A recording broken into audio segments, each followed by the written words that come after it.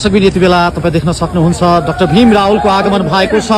Nepal communist party र उहाँको मातृभूमि जागरण अभियान अहिले जसरी समाहित हुँदैछ र पार्टी समागमको यो कार्यक्रम चलिरहेको छ। यो दृश्य कस्तो लागिरहेछ? अब कम्युनिस्ट पार्टीसँग त म यति बेला साथीहरू कोर्डिनेसन केन्द्रदेखि काम गरेको हो।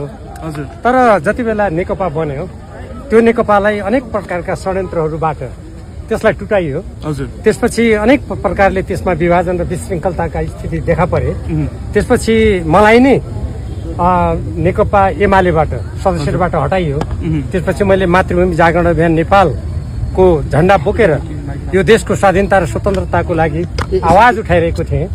तर अहिले देशको जुन अवस्था छ यो स्थितिमा एउटा सशक्त यो देशको लागि अग्रसर हुने संगठन आवश्यक भएको हुनाले नेपाली कम्युनिस्ट पार्टीमा हामी एकीकृत भएका छौँ। मातृभूमि जागरण अभियान नेपाल अब एकीकृत हुँदैछ छिट्टै नै। यति बेला मलाई के लागिरहेको छ भने विगतमा जुन विभाजन र अनेक प्रकारका षड्यन्त्रहरूबाट हामी कतिपय सँगै काम गरेका मानिसहरू अलग भएका थियौँ। आज फेरि एकै ठाउँमा एउटै उद्देश्यका साथ अगाडि बढ्न लागेकोमा मलाई सुखद अनुभूति भइरहेको छ। हजुरको पूर्व नेतृत्वले के भन्नुभयो भने प्रचण्डको नेतृत्वमा वृद्धाश्रम खुल्यो, वृद्धलाई तह लाउने ठाउँ बन्यो भन्नुभएको थियो।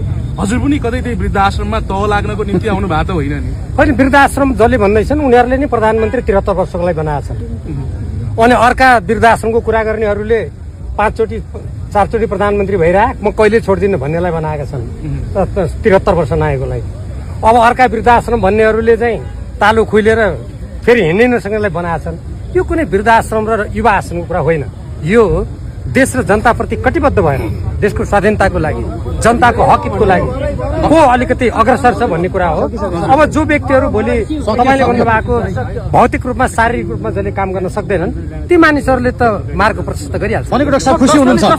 खुसी हुनुहुन्छ? तपाईँलाई पनि बोलाइएको थियो। हामी यो देख्न सक्नुहुन्छ डाक्टर भीम रावल यति बेला आउनु भएको छ र उहाँ खुसी हुनुहुन्छ। उहाँले भन्नुभएको छ पुराना साथीहरूसँग फेरि एकजुट हुन पाउँदा खुसी छौँ, उत्साहित छौँ भन्ने भन्नुभएको छ।